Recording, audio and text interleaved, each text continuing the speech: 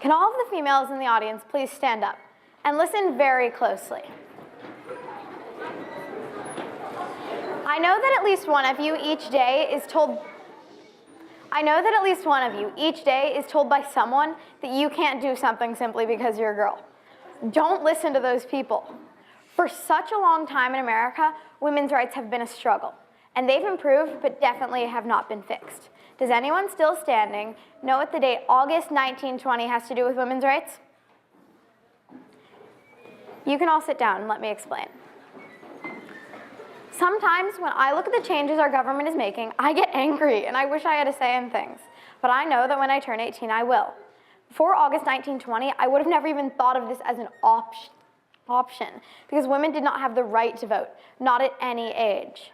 But after almost 100 years of protest from women such as Susan B. Anthony and Elizabeth Cady Stanton, the law was finally passed that granted women the ability to vote. But why do I care? Why does this matter to me so much? Voting means that you have a say in the way your country is run. Did you know that only 60% of eligible voters in the US choose to vote?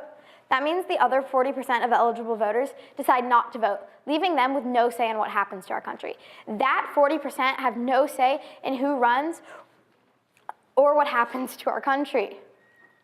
Parents, teachers, all adults in the audience, I want you to listen this time and hear me out.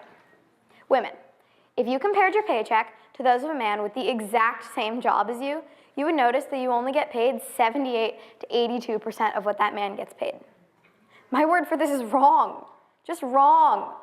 A woman with an associate's degree on average would earn $43,000 a year, whereas a man with just a high school diploma would earn $47,000 a year. A woman with a master's degree or higher would earn $83,000 a year, whereas a man with just a bachelor's degree would earn $87,000 a year. I am America, or at least most of it.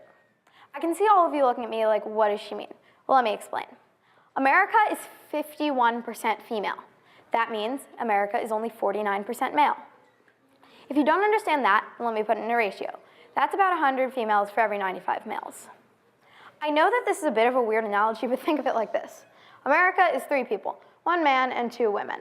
Think of cookies as rights, freedoms, and everything that you're glad to have as an American. What if the government gave all those cookies to that man, leaving the majority of the population, women in this case, without any freedoms or rights? Sometimes when I try to do something that involves math or science, the boys come over and try to do it for me as if I don't know how. Whenever I tell them that I want to be a bionic limb developer when I grow up, they roll their eyes and they huff. You know what I tell those boys? I tell them that I have the right to be me. I have the right to be whatever I want because I am equal. I am female. I am America.